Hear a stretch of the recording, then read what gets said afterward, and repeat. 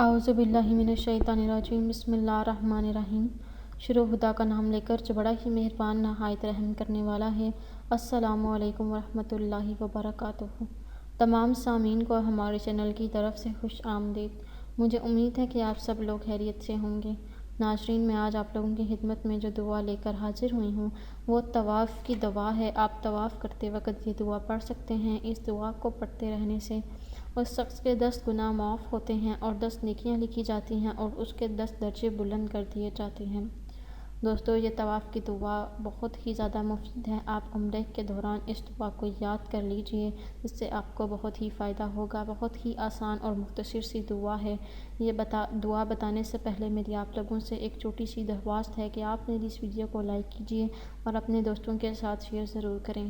Share آپ لوگوں نے اس نیت کے ساتھ کرنا ہے کہ یہ ویڈیو آپ لوگوں کے لیے صدقہ جاریہ اور رسالہ ثواب کا ذریعہ بنیں گے، اور علم کو ہم جتنا بھی بانٹیں وہ اتنا ہی زیادہ بڑھتا ہے۔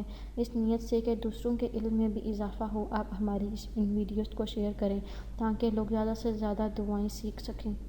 دوستو، جو آپ لوگوں نے طواف کے دوران دعا پڑھنی ہے وہ کچھ اس طرح ہے: سبحان اللہ والحمد للہ ولا الہ الا اللہ واللہ اکبر ولا حول ولا قوۃ الا باللہ۔ یہ دعا آپ لوگوں نے پڑھ لینی ہے۔